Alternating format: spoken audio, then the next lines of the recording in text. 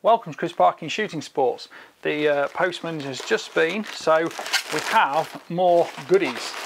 This has come from the Sportsman Gun Centre, and I know what it is. It's the latest PARD NV007 SP.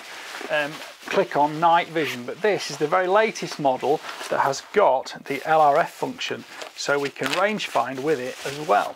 Now, I've got a vague idea of how this works, but I'm going to just check out some of the additional details. But the main thing that PARD have done with this, as well as add the LRF on this model, is that they've increased the size of the sensor, because this is one of the most popular night vision and, well, daytime and night vision add-ons pretty much anywhere.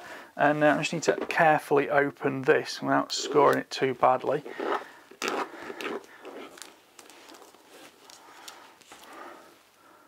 Talk amongst yourselves, because I think that's going to scratch the box, but there we go.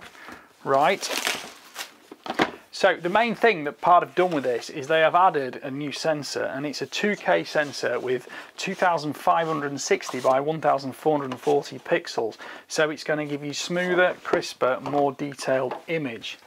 It's still got a 30 Hz refresh rate on it, so you get a nice smooth image of moving quarry, but the LRF is perhaps the big new feature of it, and that sits on top next to the LED illuminator. So just prise this out of the box and take a look at it. It's very well packaged. There we go. So let's just have a look. That's the main unit there. We'll look at that in a moment. Just checking out what else is in the box. We have got an instruction booklet. We have got a warranty card. We've got a USB-C charging cable. There is a storage pouch here, and there is also the collar which clips onto the scope. We'll come to that in a moment as well.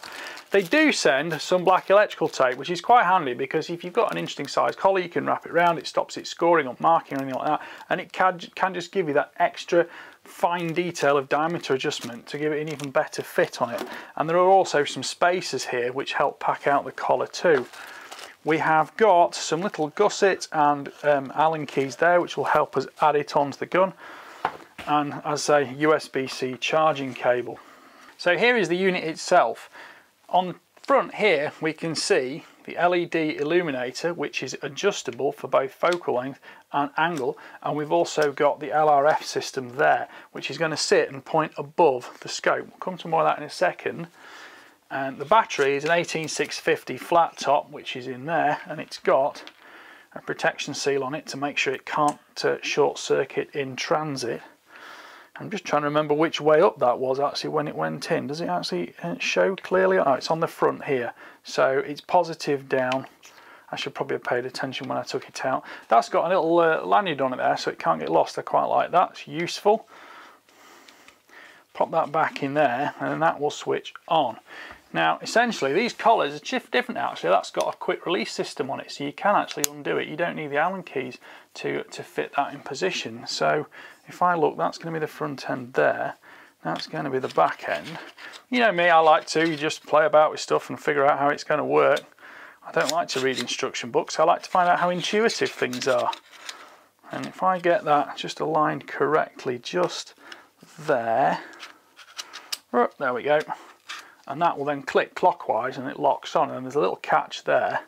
This will be easier to see when it's actually on the scope to undo it. So we've got rubber bellows on the back, which protects your eye a little bit. We've still got a reasonable amount of eye relief with these, and of course when PARD updated the S model of the 007, they actually shortened the unit entirely, so it gives you a lot more space behind a regular day scope. On top, we've got a little Picatinny mount there, which we can put an additional illuminator on if we want to, and we've got the various focusing and control functions wrapped around the edges here. So looking on the bottom, we've got space for a micro SD card which will record video and stills footage, a USB-C charging port, and there's also the image out port on there as well. The back here has got the control buttons on it, which we'll get used to when we're actually doing the full review on that, and that looks like the image focus actually through the scope, because it always works best if you're using a parallax adjustable rifle scope. The suggested range that this will work to is listed as 350 metres, but that will depend exactly on the optic you're using it on the back of and what the light conditions externally are, because if you've got a strong moon poking through a small gap in clouds which are covering otherwise homogeneously, you'll get lovely light reflection of what the moon is giving you, and you'll see even better than normal. But you know, light varies throughout the year, so that's something we'll get used to, and we'll see what it's like when we're actually using it.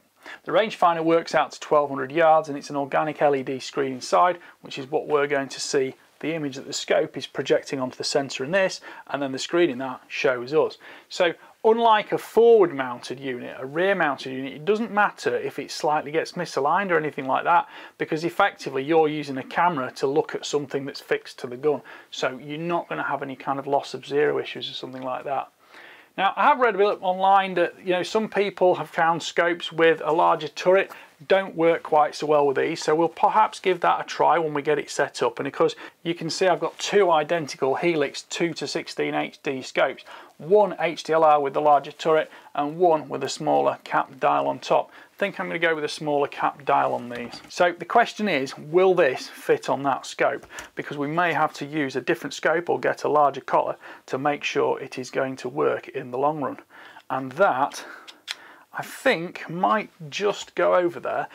So to fit it on the scope, we've got the collar here. We'll open the quick release lever, and we've got a little bit of adjustment on there with the Allen key that's included. So I'm going to open that right up.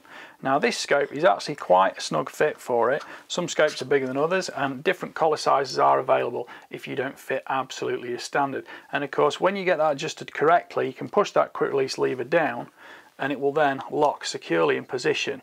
So I'm just going to adjust that slightly because I don't want it, I think about there should be fine. And then that is now completely locked in position. So I can fine adjust the scope once I've clicked that on here.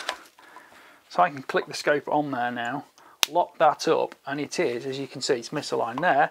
Undo that. When that's on the rifle, which we're going to do shortly, we can control that absolutely precisely. And that is a really nice quick release locking lever, because that little sort of lever there allows the main lever to just unlatch itself, and it makes everything really easy. But that's totally smooth in the way that that locks down, and I think that's going to make sure the scope stays absolutely perfectly locked in position without scratching anything. Let's find a rifle to put this on. So we have a CZ 455 17 HMR. Now this one's got a Picatinny rail on it that I've put on there, so I'm just going to remove the rings that have been left on this scope, which has been probably taken off this rifle before it had the rail on it actually. So if I just spin those out, I can tidy all this up later on.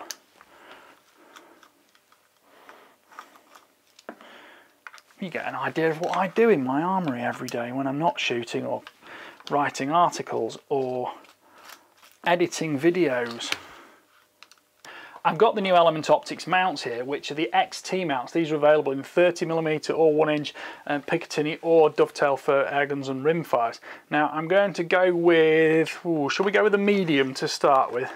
I've got high and I've got low, but let's just go with medium and see what these look like in position. These use Torx fasteners, so I best make sure I've just got the correct sizes with me. Pop that one on, probably on there.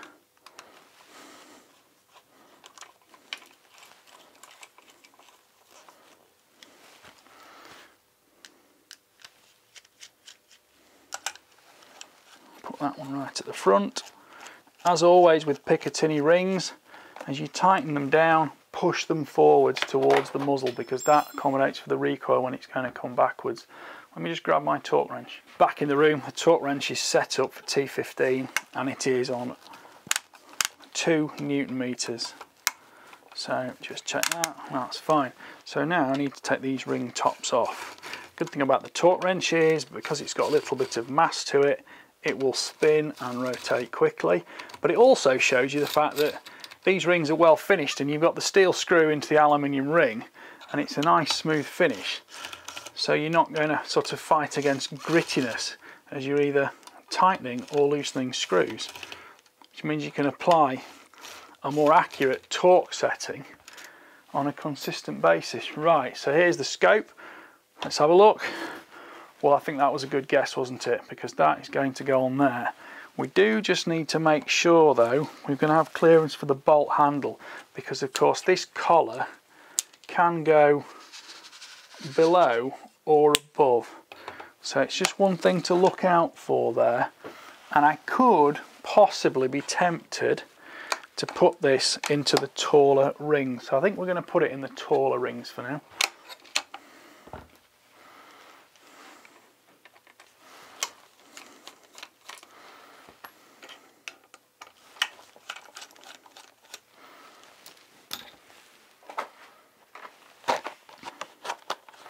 These are the high Picatinny spec. Let's pop these on. They're very nicely made, these rings. They're not massively expensive. I think they're $25.99 in the Picatinny spec and $19.99 in the Dovetail 1-inch spec. But it's the ones that are going to fit your rifle are the ones you'll need. And as can be seen, it's not always specifically about the height of the ring and the scope and the barrel. Sometimes it can be the specifics of the rifle and what on the rifle might be interfering with what's on the scope or night vision. So again, that's nipped down to 2 Newton meters. Just take the ring tops off. Make sure I don't mix them up with the ones I've just taken off, although they are pretty much identical. Just put those over there.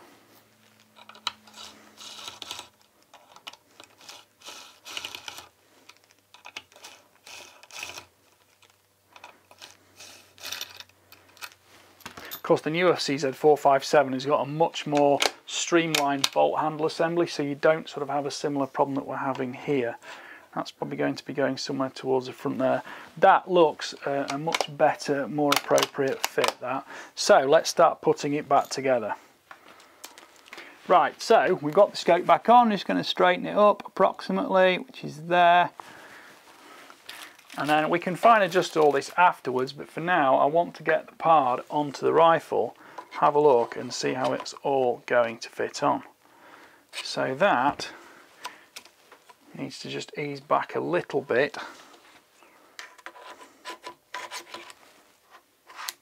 Click that in position there, and now we can straighten this up. So I need to switch this on now to see through it. So I'm thinking the on button is going to be the one on top there. And that is now switched on. Excellent. So let me just zero the reticle for my eyes, which is on the rear collar here, so I can see the reticle come crisp into focus. Now I will of course normally be doing this outside when I'm going to set it up. And we can play with the visual controls, but essentially once I've got that straight on there, I can just click that down and theoretically, yes, I've still got perfectly smooth bolt operation there without snagging anything. Right, I'll get the batteries charged. You can charge them in the unit or in a separate charger. I'm going to get this set up.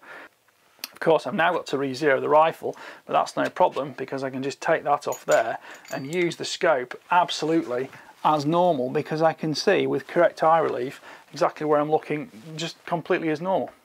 And then once it's zeroed, pop this back on, just get a feel for that, and that clicks on like that, and then we've got no loss of zero, no change, but we've gone from daylight with the regular scope to nighttime with a pard add-on. You can also use the pard in daytime. There's nothing to stop you doing that, and because it will video as well in daytime, as well as take stills. It records audio. You can take it auto videoing, and it will also loop record, so you're never going to miss any footage, and it comes on and off that easily. So I'm really looking forward to using this. I'll put a link in the description so you can see some more of the details about the scope, as well as Pard's own introductory video about the unit. So, I hope you've enjoyed that little unboxing and first impressions. Please like, subscribe, comment, and click the notification bell so you can keep track of the regular uploads on my channel.